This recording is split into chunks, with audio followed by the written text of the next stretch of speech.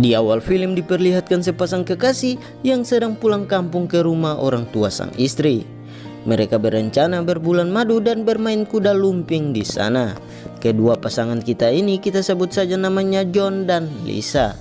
Di perjalanan terlihat Lisa ini ingin sekali cepat-cepat digoyang. Memang ini yang busuk coy. Akhirnya mereka pun telah tiba di kota tujuan mereka. Mereka pun mampir untuk mengisi bahan bakar terlebih dahulu. Lalu tiba-tiba Lisa ini merasa ingin pipis. Ia pun izin pipis sebentar pada suaminya.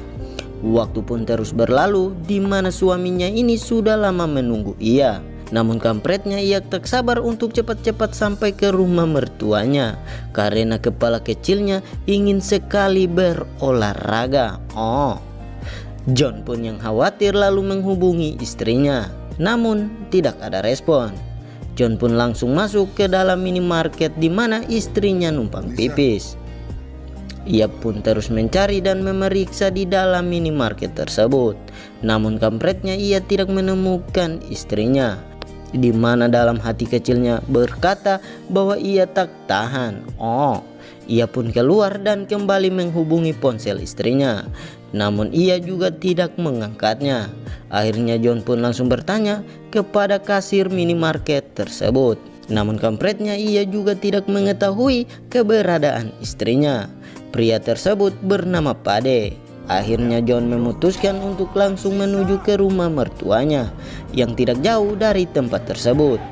John pun yang khawatir dan langsung masuk sambil memanggil-manggil nama istrinya. Namun hal itu membuat kedua orang tua Lisa terkejut dan tidak mengetahui di mana Lisa. Lalu menantu idamannya itu menceritakan apa yang terjadi. Kedua orang tua Lisa yang sangat khawatir dengan anak semata wayangnya, mereka pun menyuruh John untuk kembali ke Pertamina dan terus mencari Lisa. John pun mengiyakannya dan segera kembali ke sana.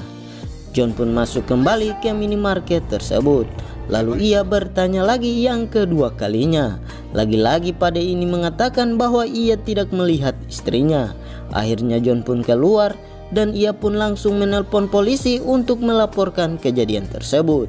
Polisi itu mengatakan dan menyuruh John untuk menunggunya di sana. Lalu tak lama kemudian polisi itu pun datang.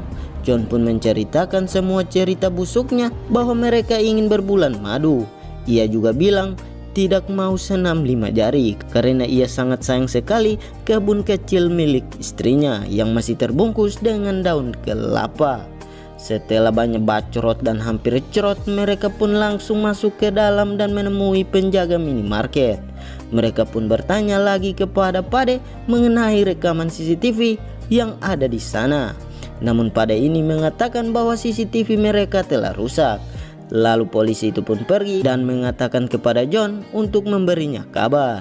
Dan terlihat di situ John sangat cemas dan sangat khawatir. Ia pun mencoba berpikir kemana istrinya pergi. Namun kampretnya saat itu juga ia melihat ke arah atas dan ia melihat CCTV minimarket yang sedang menyala. Ia pun marah dan kembali mendatangi Pade yang mengatakan bahwa CCTV tersebut telah rusak. Ia pun sedikit memberikan Pade ini cendera mata agar ia selalu bersemangat. John pun pergi dan membawa hard drive CCTV tersebut. John membawanya langsung ke kantor polisi. Ia pun langsung menemui polisi yang menangani kasusnya. Mereka pun langsung mengecek CCTV tersebut. Akhirnya mereka mengetahui bahwa istrinya sebelum masuk minimarket ia berbicara dengan seseorang sebelum ia menghilang. Namun ia tak mengetahui goa bucuknya itu pergi kemana karena CCTV tersebut terhalang sebuah truk yang sedang melintas. Polisi itu mengatakan agar John bersabar dan menunggu proses penyelidikan. Lalu John pun pulang ke rumah mertuanya. Sesampainya di rumah mertuanya, John pun langsung menunjukkan foto istrinya yang sedang berbicara dengan seseorang yang tertangkap CCTV. Ternyata orang tua Lisa mengenal pria tersebut. Pria ini pernah bekerja pada mereka menjaga sapi dan kambing mereka. Setelah John mendapatkan informasi dari mertuanya, ia pun langsung berangkat ke tempat pria tersebut. John pun berhasil menemukan alamatnya. Kemudian ia sengaja mengendap-endap melalui pagar. Tanpa banyak bacrot, ia pun langsung menghajar pria tersebut. Akhirnya pria tersebut mengaku bahwa ia menculik Lisa dan menjual kebun kecilnya. Ternyata ia adalah komplotan penculik gua bucuk yang siap di-unboxing dan dijual ke negara lain. John pun yang sangat marah, ia pun langsung mengikatnya dan menaruhnya di bagasi.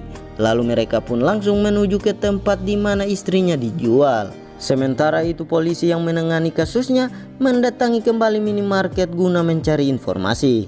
Polisi itu pun bertanya kepada karyawan lainnya kemana pria kemarin yang menjaga minimarket tersebut. Ia pun menjawabnya ia tidak mengetahui ia pergi kemana. Lanjut cerita di mana terlihat John yang sedang terburu-buru menuju ke tempat istrinya akan dijual dan dikirim ke negara lain. Ia pun terus mengikuti petunjuk map sesuai titik yang diinformasikan kepadanya. Namun kampretnya, di tengah perjalanan John harus berurusan dengan polisi yang sedang patroli. Polisi itu pun memeriksa SIM dan STNK-nya. Ia juga berniat memeriksa bawaan apa semua di mobil John. Ketika petugas itu ingin membuka bagasi belakang, disitulah John pun langsung melarikan diri. Dan petugas itu pun menghubungi temannya atas penemuannya. Sementara itu John terus melanjutkan pencariannya menuju titik lokasi dengan berjalan kaki. Ia menyusuri hutan, melewati lembah dan mengikuti petunjuk dari ponselnya. Sementara itu polisi menangani kasusnya telah tiba di lokasi tempat di mana temannya memberi kabar. Ia pun langsung bertanya-tanya seperti wartawan. Dari sini polisi ini mengetahui bahwa ia dan temannya yang di minimarket tersebutlah yang merencanakan penculikan tersebut. Lalu mereka dan polisi itu pun menuju ke tempat di mana istri John dijual. Di sisi lain terlihat John yang telah sampai di tempat istrinya disekap.